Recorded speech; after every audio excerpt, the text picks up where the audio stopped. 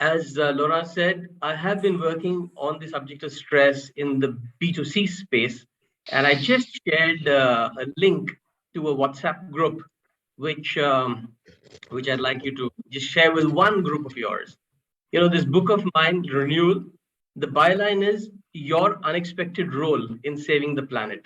You, each one of you, and me, each one of us has a role. And for today, your role would just be to take that WhatsApp group link to your circles. You never know what happens out of it. That group is one in which I share activities and things that we can do to reduce stress. And I'm on a crusade against stress. But that said, what is this renewalism all about? And why am I talking about this as a challenge? So the thing is that the concept of renewalism is about renewing three things: people, purpose, and process, which apply to business. And I am now taking something that's proven in the B2C space of how we can work with our energy, how we can live life in a manner that reduces stress and eliminates a disease, to take that into the B2B space. Now, my background has been in the B2B space for about 20 years. I've been an entrepreneur. And it was around 2005 that I started getting disturbed by the way that we were running our businesses. And I got a feeling that we are creating more problems than we are solving. And not just we as in my business, but my clients, Pepsi, Genpact, companies like that. They're going against the biorhythm. They're asking us to eat out of packets. Didn't feel right to me. And so I started searching for answers. And that took me into ancient Oriental wisdom. Renewalism has taken 15 years since that time. In 2020, it actually came out as this book, Renewal, which is about renewing the way we live, think, act, believe, behave based on what we've already known for 5,000 years. Renew that, bring that into the modern business space. And why is that important? That's very important because COVID or no COVID, stress has been in 2019 PwC surveyed, as they did every year, stress has been the reason for $300 billion of lost revenue in business in the US alone. In the UK alone, talking about 17 million man days that are being lost because of absenteeism. And just to give you a perspective of what 300 billion looks like, because we just think, okay, billion, million, same thing. You probably know how big an ICICI bank is. This is 17 ICICI banks. If one ICICI bank goes down the gutter, probably the Indian economy will be hit so badly. 17 banks are going down the gutter every year, and nobody's taking cognizance. That's why renewalism is something that you have a role to play in. Starts with your B2C role of getting people into that group and getting to benefit from what's happening. But today's talk is about the B2B thing, because I want this to become a movement in this decade. That's what I've given my 10 years to, starting 2021, because the book has been internationally acclaimed. And I think that if veganism could become a movement in the last decade, then renewalism is the one that we're talking about, empowering people through habits. I love what Nayana said about habits, what Brain City is doing about habits, and I've associated very strongly with Brain City myself. But that's another story for another day. I'd like to take you through the product, which is about a practical set of habits that individuals can adopt so that the teams perform better. You renew yourself at a self level, you renew at a symbiotic level, and you renew at a systemic level. Those are the three levels of renewal as documented in that book. Please head over to renewalism.com and read more. I won't take time in this presentation for that. But what it results in is symbiotic renewal is about your renewal of relationships with other people, with money, with the planet. How you design your processes and purpose, keeping the environment and the planet in place. How you bring the welfare of people paramount. So that's what I said, people, purpose, process, in the way that you run your companies. So that, like Richard Branson said, a happy employee creates a happy customer. So all you have to do is create happy employees. And that's really what businesses are going to be able to measure to do. They're going to be able to measure 53% reduction in sickness, 65% increase in engagement over a 6-month span. And I'm looking at how we can get this empirical data on these parameters. So my appeal is, whoever you know, talk to them about renewal. Pick up a book, get a better background, and just go over to RENEWALism and look inside. There's enough to read. The preface tells you enough. And you get them to understand that stress is a termite. And usually we recognize this termite after our woodwork has fallen, after we've got a heart attack, after we've got a brain stroke. That's when we say, oh man, he was so stressed. He was 39 years old, he was on a treadmill and he collapsed. How often have you heard that? That is because we don't take care of these things. We don't renew when the time is right. So the thing is, when we take RENEWALism to corporates, it's not just about this productivity and performance and all that immediately. It's about building a way of sustainably growing organically and remaining competitive, because people are in the habit of doing these things. It starts with mindfulness. If people are mindful, then the organization is mindful. That is how we are able to sustainably build strength and competitive advantage in an organization. I don't see that happening in B2C because everybody has got their own agendas, they're doing their own things there in their own lives. But when we see 1,000 people coming together, or even 50 people coming together and doing something, we see that difference happening. Just to give you an idea of what the strengths, this is not a company. RENEWALism is a movement. It's just me and all of you and all of the people in the WhatsApp group and all of the people that we can reach out to. It's not driven by an agenda. I've had my share of running companies. I have an IIT IIM background. I have this wisdom lineage from China, Japan, Tibet, and India. I'm a Tibetan Buddhist myself, and I subscribe to that way of life for the last 12 years. It's got all the answers, believe me. So we've got this documented guideline by way of book: self-renewal, symbiotic renewal, systemic renewal. It's got international claim already. See the website. And it's a logical proposition. I mean, why do you want to lose 300 billion, for God's sake? So it's a strong proposition. But the weaknesses here are that we have no case studies. We've got B2C cases. In our group, we've got Bharat, and who's working on this, and so many others.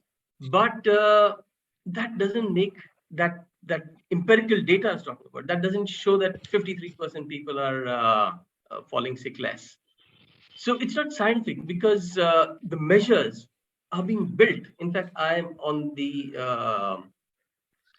in various forums where we are building parameters that can be measured, because science is only what can be measured. Until you could measure that the earth is round, the earth was flat. Until you could measure that there's something smaller than the electron, that was the smallest thing. But when you experience something, it's totally different. So from your experience, a lot of energy work comes about, your gut feeling comes about, your intuition comes about, and that's what is considered non-scientific, but it's very powerful. So so far, that's why I was saying it's theoretical, but the worst thing is that it's not a burning fire. We are, as corporates, it is so sad. I'm going to share the future of HR. There was an article that appeared just yesterday. I shared it in the WhatsApp group about my view on how leadership is just waiting and watching, and it's so sad. So in fact, there was this corporate client who had a program that I designed for first-time managers, and we had 12 modules. One of the modules was stress management. They said the program is all fine. Can you replace the stress management with the emotional intelligence, please? I said, man, you're talking about a subset of something, but it's just, yes, stress, people know how to manage it. Yoga kar lete hain, they've got their ways. Hello. So that's why I say it's not a burning fire. That's the tragedy. It becomes a fire only when people die. Now, the opportunities are that the pandemic has shown us that people are important. Otherwise, they were just numbers, they were automatons, they were part of a process. But now we know that things can come to a grinding halt when people are depressed, when they're mentally and emotionally upset. And it's not an attitude. It's not a behavioral problem. It's something that can be renewed, approached right.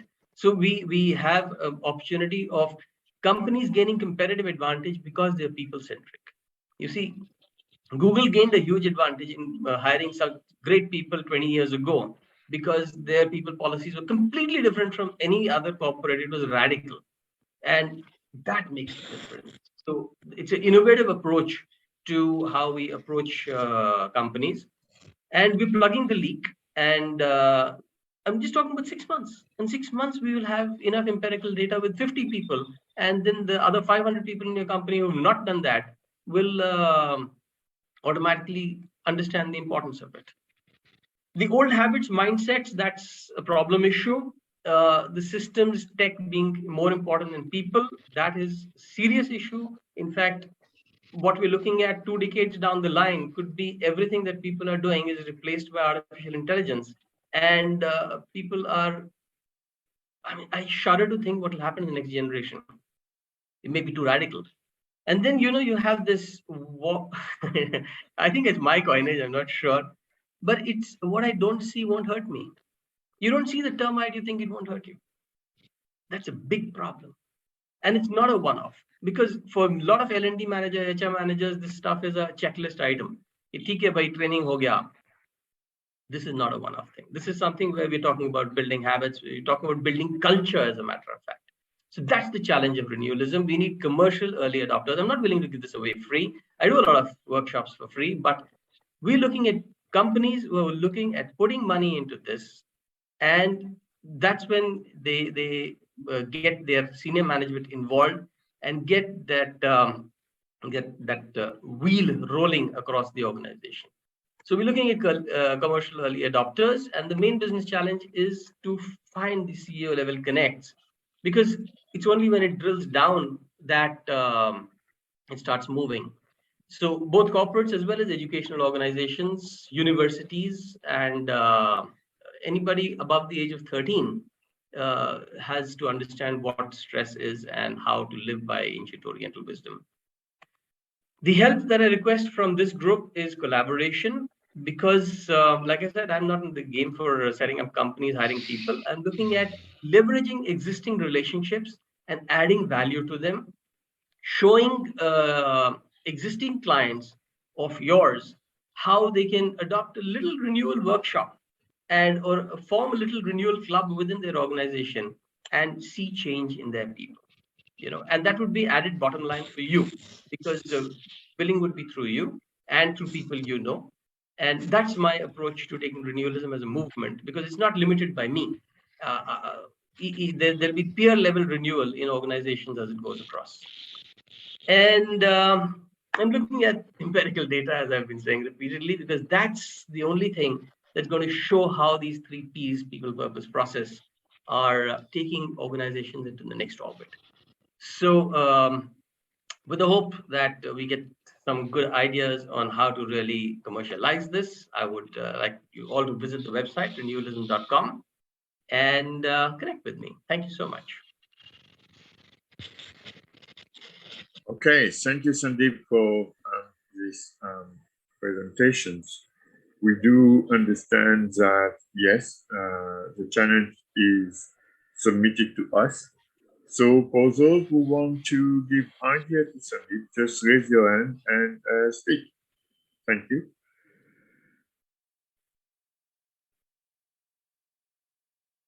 Go ahead. Sandeep, could you put up that last slide again so I can take a little shot of it, please? That's a lovely idea. Thank you.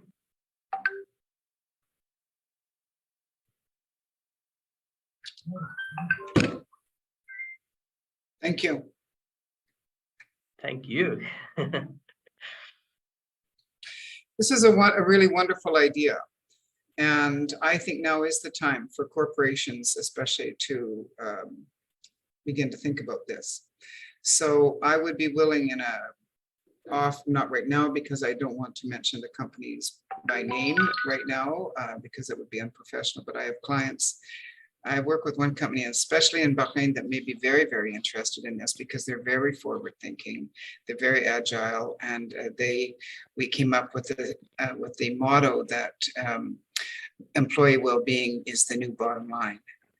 And that's what, and they adopted that. And so I have a couple of other corporations in mind that my clients, now they're not as agile, but if we can find a way to access their CEOs through a meeting with them, I would be very willing to help you do this because I think it's really important. And I also want to say, just keep going, because I remember years ago when I was in New York, one of my colleagues had it because we were always tired. And she said, you know, these corporations need a nap room where we could just go and take a nap and refresh. And, you know, many, many big corporations in New York City, now I don't know about post-pandemic, but pre-pandemic, were certainly incorporating meditation time as well as nap rooms for a little quick. So I think that the corporate world is ready. And I support you 100% in this endeavor. I think it's because employee well-being is the new bottom line. It is about renewal, and it is about not just the next generation, but generations not yet born. It's my 2 cents. My 2 cents worth. Good job. Great presentation. Thank you. Thank you so much for your support. Thank you. I also welcome critical feedback, thoughts that I must think about, because this group is a lot of brain work around here, and I really appreciate your being here. Thank you. KKD?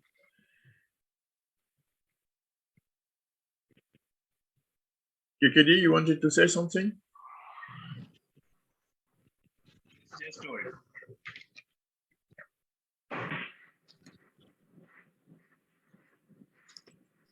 Krishna, okay.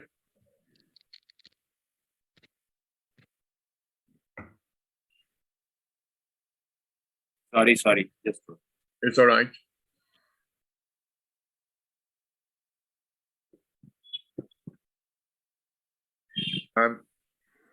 While it's ready, if I can add a quick one. Go ahead, KKD. yeah. So Sandeep, great initiative, I would say. You are an IIT, and so I would like to say that my experience with the intangibles had been, it is very difficult to promote in the market. You find it difficult to promote a concept, but as an IITian, you can give a shape to it using probably AI, ML, or app, or a gamification. I don't know what you can do, but then that will be my one suggestion, where you can take this concept to the next level and probably make it easily accessible to the market. That is one.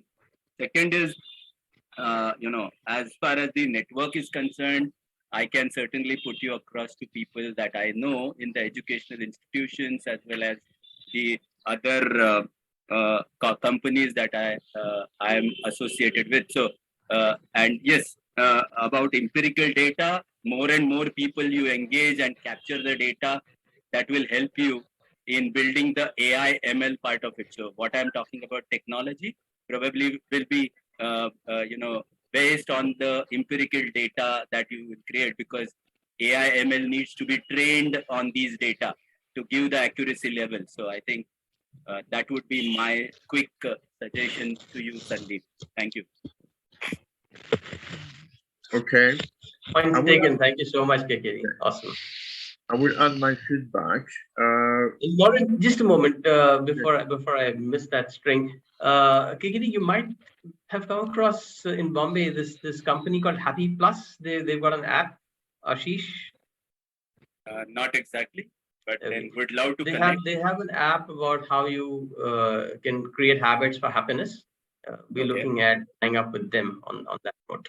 Well, that's the right way, the right direction, I think. Thanks. Yeah, Lauren, sorry. Yes. I try to get the grip on renewalism. What I observe from your side, you within the group, you invite people to workshop, you advocate different things about the concept.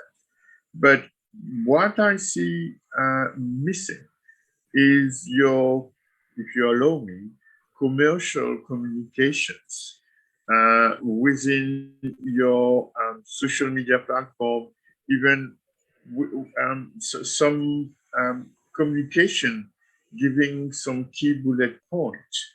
You want to access to CEO, but for us, this business channel is an opportunity to meet people. But generally speaking, I'd like to see more, let's say, commercial driven material to be circulated for us to understand and not to understand, but to make sure that if we need to pitch RENEWAlism to people, we have some, let's say, commercial. We are not the expert to talk about it, but if we have some key rules, key messages to bring forward to our contact, that will be great. We should explore that. Talk to Anupama. I believe in terms of branding, she will probably bring you some tips. I can help you for the design, content, and whatever. And if also is there, Paddy has already offered help. But I think you will need to transform a little bit to the business part and to make sure that we spread across your message. So if I understand you right, Lauren, you're saying we give out bite-sized pieces of communication which can be spread out, right? Yes. Awesome. I'd like to share here again that I'm in talks with Anil Thomas about using CPreneur for having those bite-sized pieces. Yes, CPreneur will be an excellent channel for you. And that's a great idea. Thank you. And thanks, Anil, in absentia. Anil is not feeling well. He and I were to have a meeting right after this, and he's just messaged me that he's feeling under the weather today. I also agree with what Laurent says. I just feel this is such an important topic that I really hope that we will come together and support Sandeep, because this is, in my opinion, working with so many people in HR and in the C-suites. This is an issue. This is a serious, serious issue that globally we are facing right now. So I really hope that we can help him out. Just my personal feeling. And Sandeep, in absence of Anil, I can take the liberty to advance the CPreneur Hubs association with you. So, of course, you may be talking to Anil, so please do that.